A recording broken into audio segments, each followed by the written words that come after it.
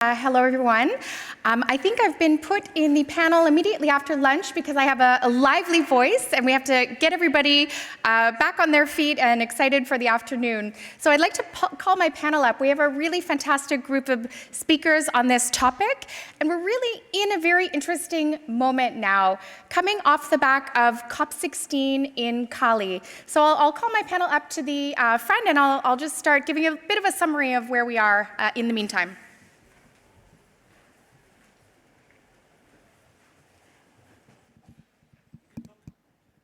Wonderful. So those who are following these UN processes, you may be aware that the biodiversity COP has a 2-year cycle as compared to the climate one, which meets every single year. So very many things can happen in 2 years. Welcome, come on ahead. Very many things can happen in 2 years, and that's particularly true in the nature space. So for COP14, which took place in Egypt, we actually only had one member of the commercial banking sector. And then in Montreal, we had around 1,200 individuals in the room from the financial ecosphere.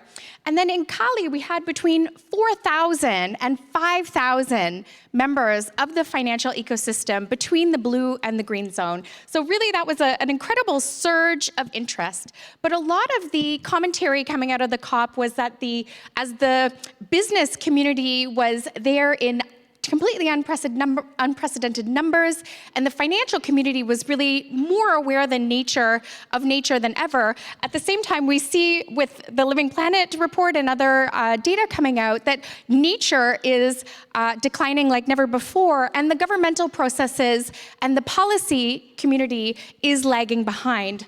So we are in a really interesting moment where we know the science tells us we need to act on nature, and at the same time, we're not getting clear policy signals. So the discussion on resource mobilization actually didn't conclude in Cali, and we need to go on to further negotiations in Rome in February. So that was disappointing for many members of the financial sector who came to Cali, who expressed interest to support governments and do deals. And many governments didn't actually come with their updated national biodiversity strategy and action plans. They weren't ready to talk about financing. So we do have an interesting dynamic, I would say, in the nature space where the private financial sector is seeing the relevance, but we're not having that same clarity from the policy sphere right now.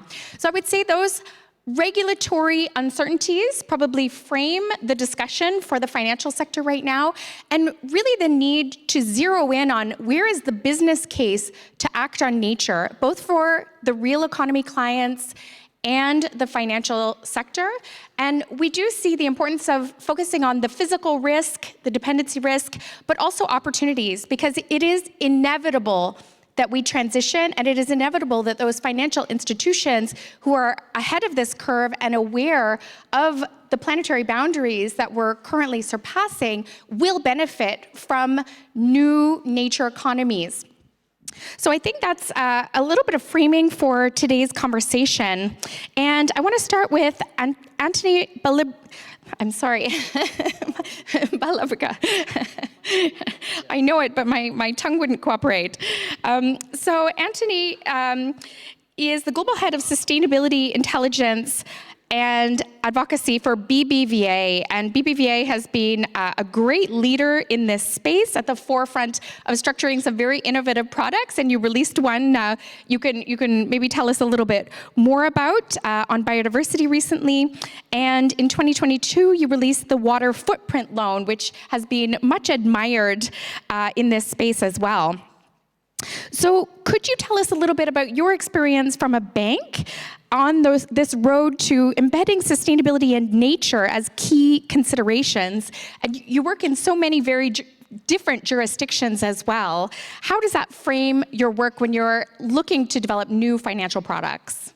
Well, Jessica, thanks a lot for inviting me to share our lessons learned and how we see this challenge, and congrats again to UNEP FI for rushing to the Global Roundtable. Great to be here with our colleagues. No, I was in Cali, and I think that at the end we saw that growing interest from the financial sector. That's true. We have a huge investment gap. No, according to UNEP, we have to scale up from 208 billion a year investing in nature to a five-fold increase by 2030 if we want to achieve the global biodiversity framework. And almost 70% of these financings come from the private sector.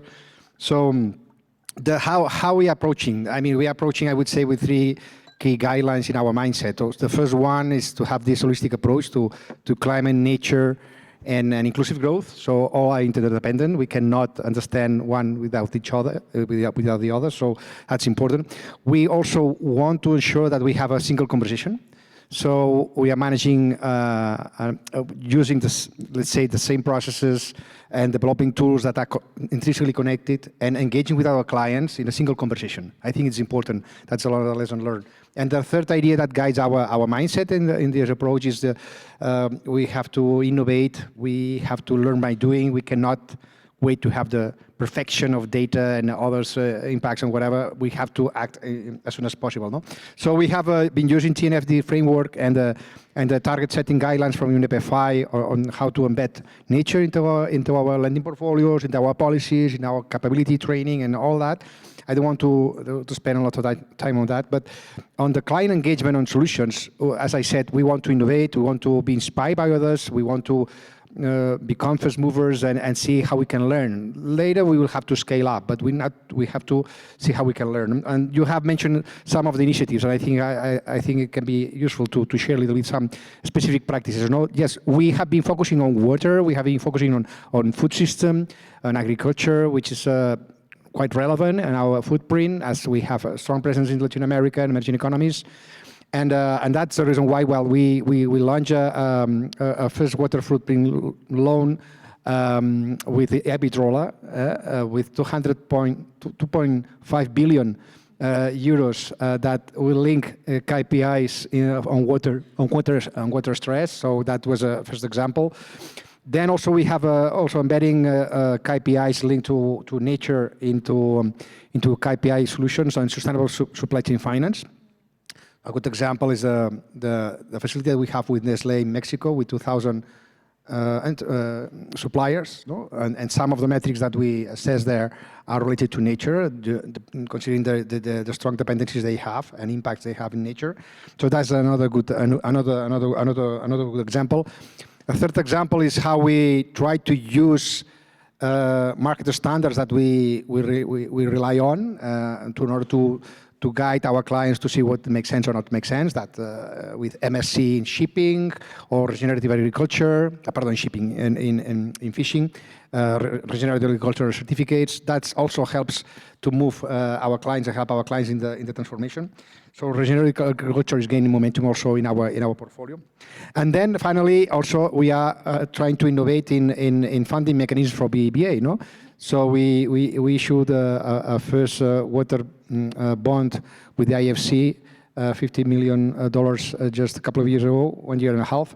And it was very useful to see how this can be mobilized later with our clients. And recently we issued 5 months ago the first biodiversity bond by a private bank in the world. Is a biodiversity bond together with the IFC and the IDB, $70 million in total in Colombia, where we have our champion team there on nature. And while we are having very good conversations and engagement with our clients, we have practically shared this proposal to 200 clients. We have a clear value proposition because we have 50 basic points in difference in pricing. And we have already disbursed practically $40 million. So this is a good example how we can use the let's say nature as in terms of a business opportunity for banks. But having said that, the challenge is how to scale up this, because this is nice stories, but we need to scale up. We need without any doubt more blended finance mechanisms. Probably later we can comment a little bit and see how we can create a business case, no, to make it happen at the scale. But let's see later in the next conversation. Thanks. Great. Well, it's very exciting, and it sounds like good momentum. And we also did remark on IFC's leadership in this space, which is, I think, giving a big boost as well. So that's fantastic. Kirsten, Director General of WWF International. We really enjoyed your panel this morning with Eric Usher, the head of UNEP FI. So WWF has been very active in the finance space, and one of the big questions the financial sector has is about what does nature positive mean for finance? And you recently put out a paper on nature positive agendas for banks, including recommendations for banks who are aiming to be more inspired to act on nature. So we'd love to hear more about those recommendations and how they're critical to the implementation of the Kunming-Montreal Global Biodiversity Framework. And feel free to, I think, pull in a lot of the great work that WWF is doing across the world. It's vast and varied, so I think there's a lot of great examples. Great, thank you so much, and wonderful to be here. Maybe to start, and you already talked about the Living Planet report, it provides a little bit of context to Nature Positive. So it's a report that we publish every other year. I think I've done about 10, which also shows you how long I've been with WWF. But it's a very depressing report, to be honest. This year was 73% of global populations in wildlife that we're monitoring has declined since 1970. That's in 50 years' time, 73%. But what's different about this report is we weren't just looking at the 73%. We also worked with scientists to show, unfortunately, that not only are we losing biodiversity, we're also seeing that some ecosystems are reaching very negative tipping points. So when you look at ecosystems like the Amazon, Arctic, our coral reefs, we have lost so much that you get to a point of irreversible return. You can't go back anymore. In the Amazon, I think has been shown that we've already lost about between 12 and 15% of the Amazon. If we reach close to 20% or 17%, we will reach that tipping point, and that's in the next 5 years if we continue going. So that's the state. And when you talk about bending the curve and nature positive, it is about bending that curve. It's really making sure that how can we bend the curve of biodiversity decline, and we know that we can do that by focusing on two things, especially with respect to the financial sector. It's number one, focusing on transformations, right? And so from the financial sector, making sure that we fund transformations, and it's food, and it's energy, and it's finance. And those are the three systems that need a transformation. Food by far being way up there, and you mentioned that as well. The way we produce, consume, and waste food is by far the biggest driver of biodiversity loss, unfortunately. So funding the transformation is a really big one. And secondly, it's what we're calling bridging the conservation finance gap. So we know that there's a lot of money that is, most importantly, that's not being invested sustainably, that's not leading to a nature positive outcome. And I think it's estimated to be about $7 trillion, which is a massive amount that should be transformed into funding these bigger transformations and nature positive. And that includes, of course, subsidies, which is a massive one, but it also includes a lot of investments from private sector, whether that's banks or pension funds or others that are going into nature negative investments, and how can we work with the financial sector to make sure that we turn that around. And then it's, of course, making sure that we invest it in the right place. Now, the nice thing is, which I think is also why we're here in this room and this panel, is that awareness on nature positive is growing, and the awareness of the role and the incredible positive role that the financial sector can play in bending this curve is really growing, and so that's great. And as you say, we work with a lot of financial institutions all over the world to do some really cool stuff. And we're just launching, we will be launching in a few months, our new global strategy, which we're calling the Roadmap 2030, 6 priorities. One of them is working with the financial sector going forward. So we're really seeing this as a huge opportunity. In Cali, we launched this report, which is called the WWF Banking on Nature Positive Report, and there are, 5 points in there. I'll just mention 3. I just wanted to highlight 3 things because I think they're really interesting. One, of course, is really working with you on defining what nature positive means for banks, right? And how can we, as a financial sector, and we as WWF work with you to translate this concept into real action. And again, it's very concrete. The difficulties really with respect to nature is measuring it, right? That's what we hear all the time. How do you measure biodiversity? I remember our conversations in New York on this as well. You know, how do you measure that? And there's a lot happening on that. It's not going to be perfect, but this is receiving a lot of our attention. I think the second thing, of course, is enhancing transparency when it comes to disclosure and how can we share a lot of the data. There's a lot of data out there. There's a lot of data on the internet, a lot of data with a lot of institutions, and how can we share that and share that transparently. One of the things I wanted to highlight there when it comes to risk specifically is, you know, WWF has developed a biodiversity risk filter, a water risk filter, and we work with a lot of corporate institutions to help assess risk. So through the supply chain, whether that's investments or other supply chains. So I think those are tools that are out there. And the third thing that we're looking at in terms of nature positive and banking is fostering innovative financial solutions. And you know, there's a lot that a lot of us are doing. You know, many of us are working on debt swaps. We're working on blended finance, on impact investing, which is something I was heavily involved in as well in the Netherlands before this job.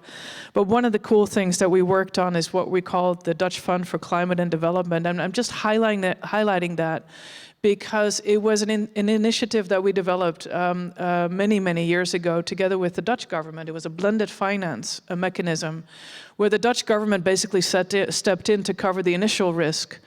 But then we worked with the private sector to really do a few things. Number one, design conservation programs on the ground so that it can attract investments, which is a really important part of it.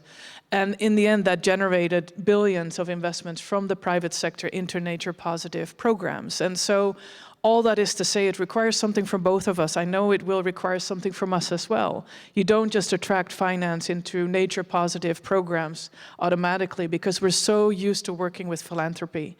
And so I think it's really important for us to build capacity on the ground with local communities, with local partners, to make sure that it can actually attract financial investments. And I'll stop there. Great. Well, I want to pick up on that point of the public de-risking, but we'll come to that later. And I think amongst what you mentioned, I think the insurance sector plays a really key role in understanding the risks that you outlined earlier that are identified in the Living Planet report, and then turning that into financial information. So I have Makoto Haraguchi here from MS&AD Insurance Group. So you're the Senior Vice President for Sustainability.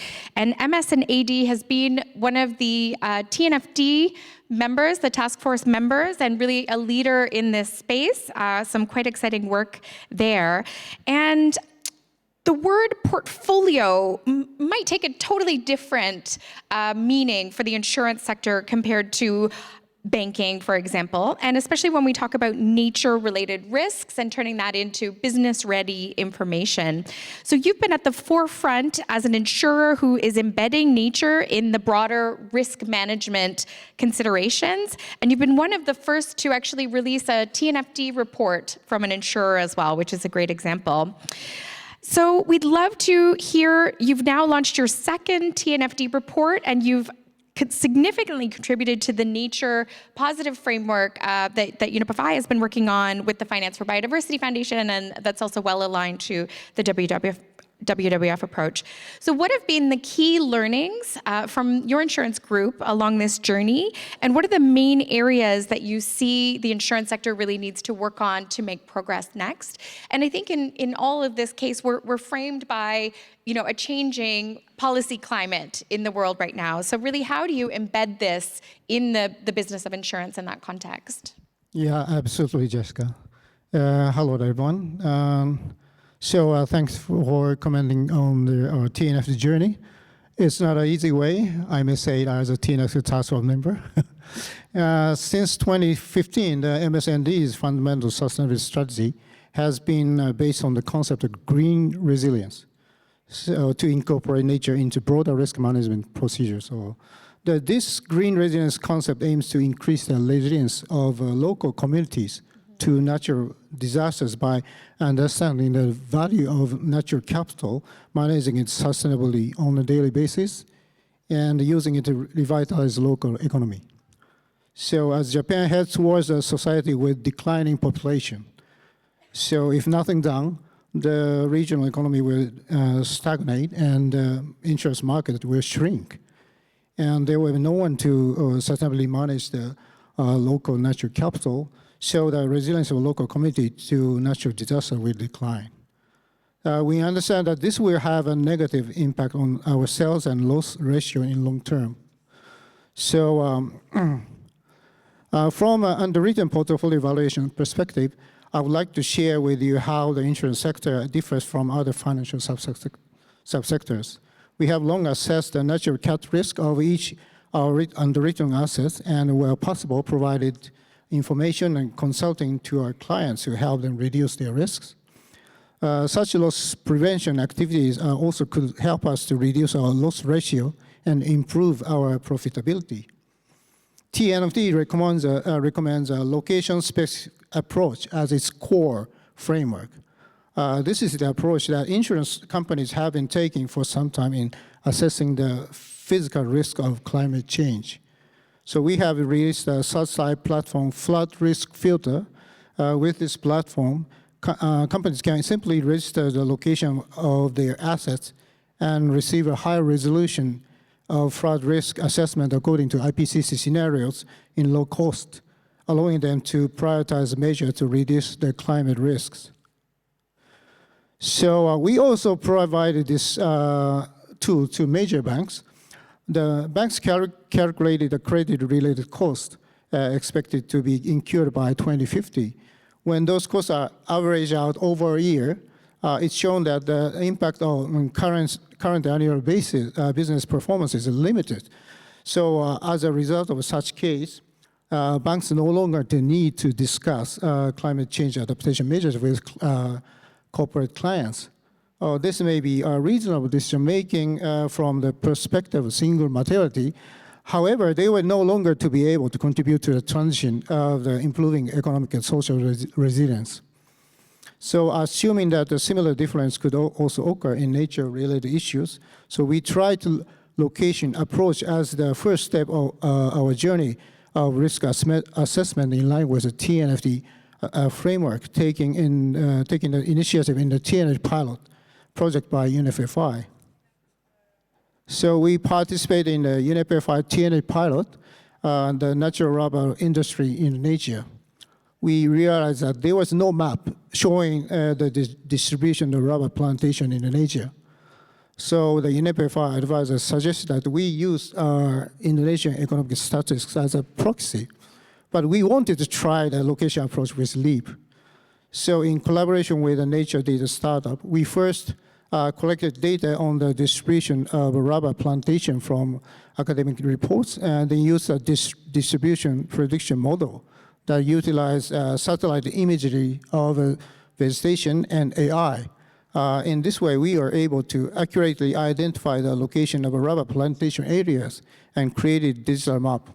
So we then use this map to conduct a LEAP assessment in the UNEP FI pilot. So I would like to talk about one more, our latest activity in our TNF journey. So as the activity is new, it's not included in the, our latest TCFD, TNFD integrated report, but yeah, we called it a Green Resilience Report.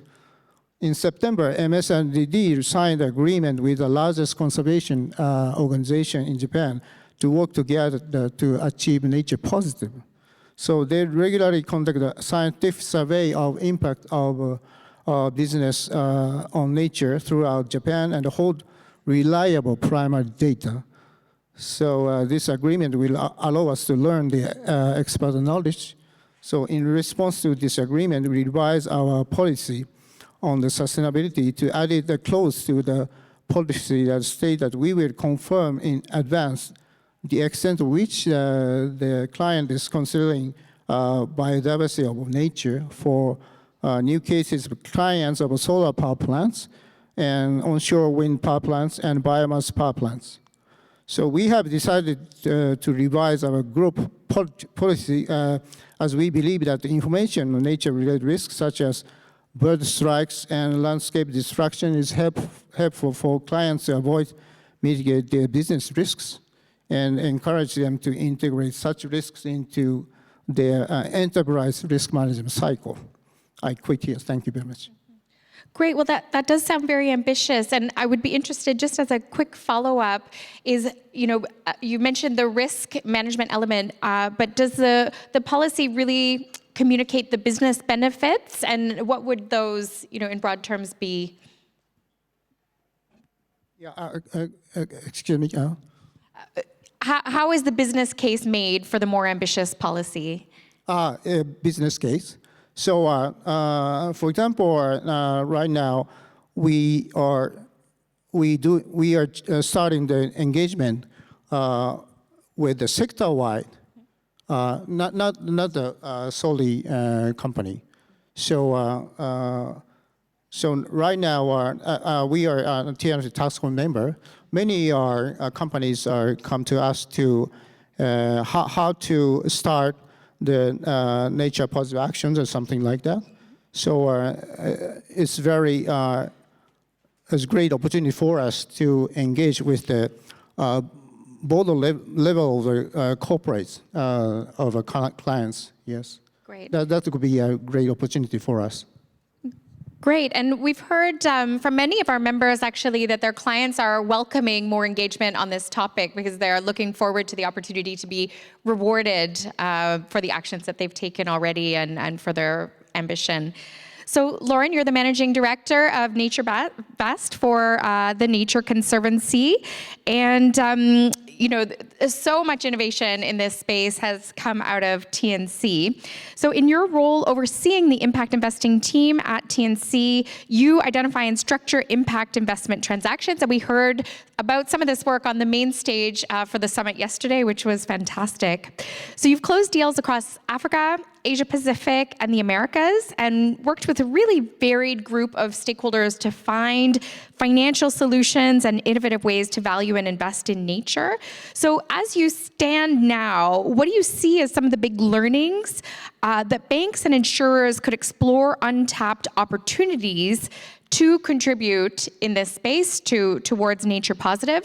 And I'd love if you could unpack a little bit more how much of your work focuses on what we might call mainstreaming or transition finance as compared to conservation and restoration finance, and where do you see that landscape in the future? Sure. So thank you for the question. I'll take the second part of that first. So just as a brief overview, so the NatureVest team is a part of the Nature Conservancy. For those of you who aren't familiar with the Nature Conservancy, it's the world's largest environmental organization with offices in around 80 countries in the world. NatureVest has been around for 10 years, so we've had the opportunity to kind of ride the wave, the cresting wave, I would say, of the kind of green impact investment space. And in our experience, we're seeing a large groundswell of interest over the past 5, even 3 years. Before that, it was really, really difficult. And I want to I think it's really important that we constantly remember just how new this space is. And NatureVest, in those 10 years, we've put together 17 transactions for around $3.5 billion worth of assets that we're now managing for impact. The vast majority of those dollars have come in the past 5 years. So again, I think it's just an important data point. Now, with regards to kind of like conservation, restoration versus mainstreaming, transitioning, our portfolio, if you look at it in terms of number of projects, the majority of our projects are actually in what we would call catalytic investments. So really impact first, higher risk, sometimes lower return, but the vast majority of the dollars are in mainstream investments. And those are still investments that deliver on outcomes that are measurable. The Nature Conservancy is in those transactions. We build ourselves in order to deliver outcomes. But we develop those transactions to look and feel like transactions that the banks, that the institutional investors, the traditional investors are comfortable with. Because we find that some of the biggest hurdles that we have in the space is most investors are afraid of what they don't know. And in an industry that is brand new, effectively, in the past 10 years, more 5 years, most things are things that people don't know. There's different types of risks that investment committees don't know how to assess. And so the closer that we can develop our projects to be similar to things that people are familiar with, so investing in agriculture or the transition of supply chains or forestry, things that people already know and recognize, that is much easier for us to scale. Now, that doesn't mean we don't do really impactful and catalytic opportunities. In fact, as the Nature Conservancy, we really do feel it is our job to be out there pushing boundaries, creating track records for others, proving that things can be done. And sometimes that means things can't be done. We try and we fail, and that's also part of our mandate, and that's okay. But we think it's very, very important to be out there doing more catalytic investing. And that often requires de-risking. And we touched about that before. And in almost every one of those transactions, and some of you might be familiar with the work that we do in the blue bonds, we're calling them now nature bonds because they span across both marine and terrestrial outcomes. All of those require some sort of de-risking measure in order for them to be successful. We have a project in Africa that we closed in 2023 that's focused on conservation tourism and providing support to companies doing conservation tourism to enable them to keep supporting local landscapes and keep supporting local employment opportunities. But that is incredibly risky. Small companies, difficult geography in a cyclical industry, and so it's very, very highly reliant on de-risking capital, and we've worked with the German government through KfW to provide us with that support. So I think those are just some examples of the different types of projects that we've done. But I think in order for us to see the type of scale and success in this sector, we need to be migrating more towards the type of transactions that large institutional investors, the banks, the insurance companies, can see themselves in, because that's really how you unlock the trillions rather than the billions. And I mean, we're happy with the billions right now, but that's not enough to meet the crisis that we have. Great, thanks, Lauren. And we're not seeing ODA come to the table like maybe in past decades, and we're expecting it to, possibly further tighten up. So de-risking is a way that governments can, leverage the power of the private sector. But TNC has also done a debt conversion recently without public finance in a very innovative, or with much less public finance in a very innovative way. So I don't know if you can reflect on that, and involving a family office was a first for the most recent debt conversion. Where are the ways that we can pool in that capital when public purse strings are as constrained as ever? Yeah, that's a great question. And it's been a theme of most of my conversations here this week is what do we all do as we're seeing kind of not a complete, running away, but a retreat certainly from the public sector finances. Budgets are cut and, the will kind of wanes a little bit. And so we have quite a few examples in our portfolio. The most recent is a nature bond that we just closed in the Bahamas. There is public funding in there. The IDB, Inter-American Development Bank, is providing a $200 million guarantee. It's a $300 million financing, but we've blended in a $70 million guarantee from Builders Vision, which is a private foundation, as well as a $30 million insurance from AXA XL. So this is a way to kind of blend in insurance industry, private funders, to go alongside the public funders. We have other transactions in our structure. We have a large forestry project in the central United States, in the Appalachian corridor of the United States, which is a private equity fund, but it is a levered private equity fund and requires catalytic lower cost debt in order for the fund to be able to deliver the market rate investors to the returns to the equity investors. And that catalytic debt has been provided primarily by a foundation. So low-cost debt provided by a foundation through their PRI program. That is also paired with some state funding from the state of Virginia. So again, public financing is in there, but we're reducing the need for it. And then one last example I will give is we have a project, we're supporting a wind farm, in Kenya, that is primarily financed by the DFC, but this is out of their not really catalytic portfolio. It's more of their market rate portfolio to support electrification. But we've put in a slug of $10 million of catalytic capital to really build out biodiversity outcomes. and help with human-wildlife conflict in the area. And so that's the catalytic capital, and that's all provided by high net worth individuals and foundations. And so it's kind of flipping itself on the head, where the public funding is actually the market rate funding and the private funding is that catalytic de-risking capital to enable those stronger environmental outcomes. So there's a lot of different innovations that we're exploring. I can't see a world where there won't be the need for the public sector, but I do think we can adapt to address lower demand from the public sector. Great, thank you. And I think this is a really creative thinking period to consider how do we meet this nature finance gap for these key parts of biodiversity in our world. But we often emphasize to our members this transition finance or mainstreaming finance is really the big challenge that we need to deal with next. So right now, the UNEP State of Finance for Nature report says we have 140 times higher negative flows for nature than we do positive. So we need to shift that. And part of shifting that is around communicating the risk to real economy companies and financial institutions. So I want to turn to you, Kirsten, from S&P Global Sustainable 1. So you've just published some very interesting research that 85% of the world's largest companies that make up the S&P Global 1200 have very significant dependencies on nature across their direct operations.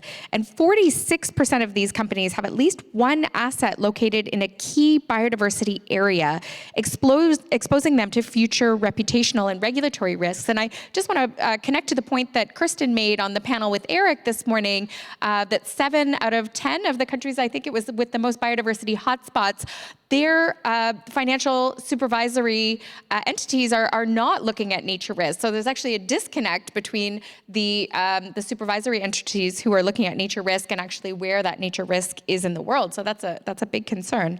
So you've also launched the nature risk profile methodology together with UNEP broadly to help better understand and address these types of risks. So as a key player in making sense of all this data, how do you see the latest developments and gaps going forward for companies and financial institutions who are trying to value nature? Thanks, Jessica. So as a data provider, through my interactions with corporate and financial institutions, my observation was that it's a very polarized market. So we have one group of people who are very advanced, understanding the complexity of nature risk, always wanting more granular data. And I believe most people in this room will probably fall into that category. But on the other hand, we have, I would say, a larger group of people, entities, who are at the very beginning of their nature journey. So they need hand-holding, and quite often they ask, do you have one metric that can solve all my problems? But I do see progress over the past year. So 1 year ago, the most frequent question I got would be, what is nature risk? But now I get more questions around what's the definition of nature positive? What's a baseline? How can I use your data to assess nature risk in my portfolio? So I see this as a positive development as a whole, right? For the market as a whole. More people are speaking the same language, and they are asking the next level questions because they want to take action. And key actors and initiatives like UNEP FI, TNFD, WWF, Nature Positive Initiative are responding to this need, right, by providing further guidance, facilitating consensus on practical metrics that can be used to measure the state of nature and nature positive outcomes. And providers like S&P Global, we also play a part by providing data that can be used as a 2020 baseline for target setting to track progress. Beyond the baseline, while we all know that it's important to reduce negative impact, to create positive impact, but if we think about what will drive companies to take actions, I would say apart from regulations, it's important to help companies understand that they don't just have impacts on nature, but their operations also heavily depend on ecosystem services provided by nature, and be able to quantify the dependency risk. So that's why last year, S&P Global and UNEP WCMC, we published a comprehensive methodology to assess nature risk, not just through the lens of impact, but also through dependency and double materiality, and link the local impacts and dependencies to companies and portfolios. So, for example, if a company has 2 sites that have the same level of water usage, but one is located in a high water stress area and the other one is not, our data will be able to show that the one that's in the high water stress area will have a higher water dependency risk, because the likelihood of that risk materializing is much higher. So company can take these insights to prioritize and focus their efforts to address the high-risk areas. Because ideally, we know that it will be good if the companies can just fix all the issues, right? But most companies will have limited resources, so we'll need to provide decision useful data for them to help them to prioritize and target their effort. And this example also shows that having asset-level insights is crucial for companies to develop a strategy to manage nature risk, because nature risk is local. But in order to have good asset-level insights, we also need companies to play their part by disclosing more, such as site area or capacity data, to be able to better assess the nature risk. But sometimes this type of information is sensitive and confidential. So a development from S&P Global was that we just launched a tool that will enable companies to assess nature risk of their assets in-house based on the same nature risk profile methodology. So they can protect their operational data while still have the insights to manage risks, also to disclose nature-related metrics. And this can encourage better disclosures from companies, and that will also improve the quality of data that's available to investors, banks, governments over time. Obviously, there are still gaps. So, for example, we still need a better and easier way to assess nature risk in supply chain. There's still no standard for translating nature risk into financial impact. But many people are working on this, so we should see progress in the not too distant future. And the last thing I would like to mention is that even though there are still gaps, and I think there will always be gaps because there will always be room for improvement. And we can expect better data, more granular and more real-time data with the advancement of technology. But there is enough data today for companies to start taking meaningful and measurable actions towards a sustainable, nature-positive future.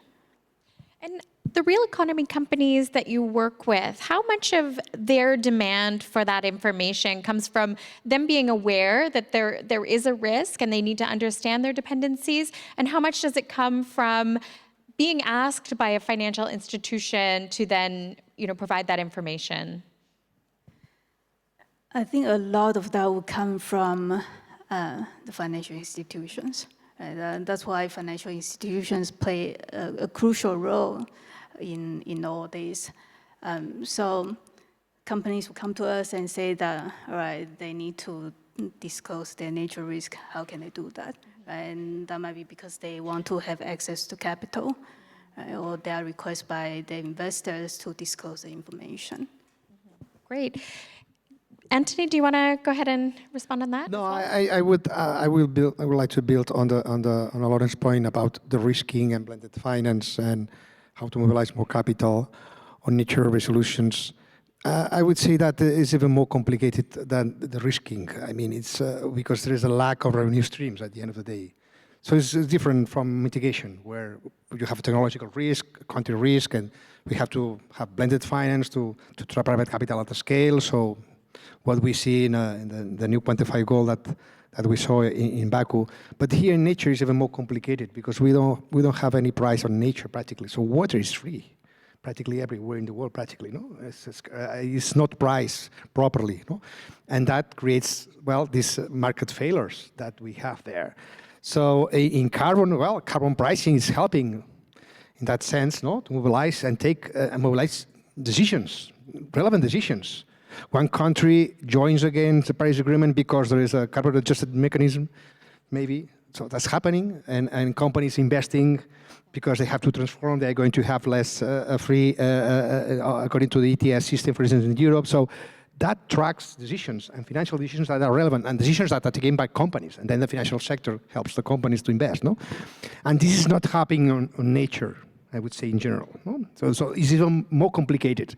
It's not only about the IFC helping us to have a good value proposition for biodiversity bond, but it's also because there is a lack of revenue streams. Only in those cases where you can try to translate a clear business case, like in regenerative agriculture, when you can demonstrate after a few years that, well, with those practices, that let's say farmer will have a better performance of.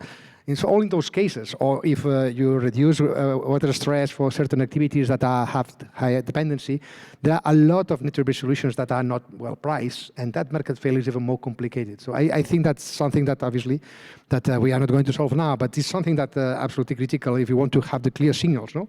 And in order to not for the financial sector, but for companies and households and governments to invest, and then the financial sector can move capital flows to those investments. That's the rationale, no? Because they are not going to invest unless they have economic sense. They have to have economic sense.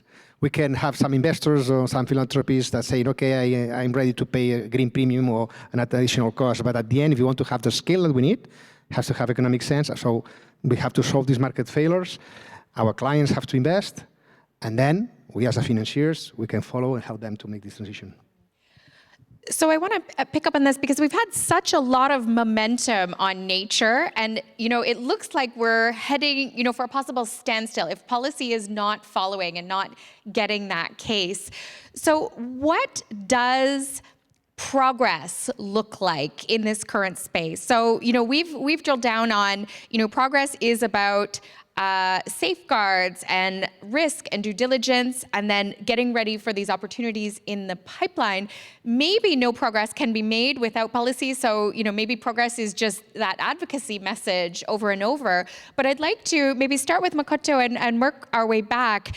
In the current landscape, after a surge of excitement for nature and understanding how nature contributes to net zero and understanding all these opportunities that are there in new nature economies that WEF and others have outlined, and with innovations like TNC's products, seeing new ways, new instruments and mechanisms, and willingness from public sector to bring de-risking when maybe other types of public finance aren't available. So what would progress look like in the next 2 years on embedding biodiversity concerns across portfolios? So Makoto, if we can start with you. Yeah, sure. So I'm emphasis that the importance of the public-private collaboration in coming 2 years. Or fortunately, I would like to inform that the Japanese government last March issued a nature-positive economic strategy that's endorsed by the full authority of the government, Department of Environment, Department of Agriculture, Department of Infrastructure, and also the economy. That's a good news for us. So and also they insist that that strategy should be aligned with the direction of the TNFD. So they asked me to join the several, I may say many panels on the research group held by the authority to develop a new regulatory mechanism to make the private sector to go to the nature positive direction. So that's a good news. But on the other hand, unfortunately, right now the authority of the financial authority hasn't sent kind of message to the market. So, but yeah, before that, I'm looking ahead over the next 2 years. Yeah, we are proud to be a leader to our substantive action to provide tangible outcomes, nature positive outcomes. So as I mentioned, the insurance sector are very familiar with the priority location approach. So we can provide such kind of idea to the not only for the corporates but also for the other financial sectors. Great. Yeah. Thank you. And Christine, just in 1 minute, where do you think progress can come from in embedding biodiversity concerns across portfolios in the next 2 years? Well, I think physical risk is real, right? The impact is real. So it's meaningful to reduce the dependency risk, reduce the physical risk, right? So that the business or the portfolio can be more resilient. So I think that's where where it can come from, right, over the next 2 years. And I would say that I would like to see that in 2 years, right? If we can be where we are, as where we are now with climate risk, right? Then that's progress. Okay. There's more commitment, there's more action. Yes, that's ambitious. I like it. Great. Now, Lauren. Yeah, 2 years. building on what Christine just said, I mean, I talked about agriculture yesterday. Agricultural providers, the companies that rely on agricultural outputs, they don't have the option not to change because the system is not going to sustain the way that we're treating it. And so irrespective of regulation, the writing's on the wall from a business decision perspective, at some point, the investment in changing practices is going to be worth it in order to ensure that they can keep doing business at all. Absolutely. And so I think that is, in the absence of regulation, that's probably the driver. 100%. Tony? Yeah, I would ask, well, first for the policymakers, obviously it's important to stand for financial regulation, taxonomies, disclosure, that is very necessary, but we need industrial policies to be consistent with the climate and nature goals we have. So we will ask transition plans at national level, including not only climate, but also nature and just transition, and try to have investable projects that are critical for that nation, no? to evolve. So that's, I think it's absolutely critical. And a call to financial institutions, I would say, let's think big. I mean, let's don't wait to have the perfect solution, as I said before, no? Focus on those sectors where they have higher dependencies from nature, try to help them because there is a business opportunity there. And then let's try to imagine and connect dots. I give an example. We are financing now a project in the Colombian Amazonia, together with the IDB, to provide renewable energy to a community that is very relevant for the protection of that ecosystem. So we are connecting nature, climate, and equality and fair transition. So I think that's the way we have to imagine. We have to think big.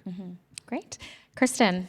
Well, I can't help but at least mention that I think the biggest show of success is if by 2030 we manage to do what 196 countries have signed up to do, which is to make sure that we conserve 30% of the world's land and restore. And we all have a role to play in that. And I would say within those 5 years, I would agree with my colleague from TNC that the biggest focus we can all have in the financial sector is focusing on the investments in the food sector. Again, the way we invest in the production, consumption, and food waste is by far the biggest driver of that loss. And that means sticking our net out and making sure that we put that money not into harmful food production, but into much more positive food production. And there's a lot of examples out there. And I think if we can do that over the next few years, then that would be a great success. Great, wonderful. So I think very much, as the panel has demonstrated, we are, really coming upon dependencies and physical risks in portfolios that we need to be taking very seriously. And these are, as Professor Johan Rockström outlined yesterday, these are not 10 or 20 years into the future. These are risks today to be taken very seriously. And for the financial institutions that want to continue operating into the future, it's very wise to be taking these into account in their decision-making in the routine business today. So we're going to be continuing our work, particularly with banks and insurers. So we have a great program for our banks at different tiers of ambition, and a fantastic insurance working group that is, really including MS&AD, a lot of great leadership coming from this sector. So it's not an easy period, and I think it's important to be pragmatic in how we look for solutions going forward when we don't see those very strong policy signals, and we do have a sense of uncertainty in the policy sphere, but we are seeing financial institutions leading who get the business case. And I think that's very important to share what are the learnings from each other. So we have a lot of communities of practice for financial institutions to be able to share those learnings and the tools that they're using to really make that. And I would be remiss not to mention the Nature in the Boardroom publication that UNEP FI put out during COP16, which is really about communicating to the C-suite the importance of integrating nature across all business lines and all departments in the financial institution. And it gives a lot of great connections of how to communicate that in terms of the core business, and for a financial institution, the fiduciary duty. So I think we'll leave it there. We have another panel on nature coming up, led by my colleague, Romy Hurrika den Hertog. And really, an enormous thanks to our fantastic panel, and we're really, really thrilled to have you join us and share all the great work that makes me optimistic that we will make progress in the next 2 years. And we really look forward to COP17 in Armenia, where we're hoping to double or triple the number of financial institutions who come out and show leadership and give encouragement to public policymakers about what are the steps they need to take next so that we can meet the 2030 Global Biodiversity Framework. So thank you so much, everyone.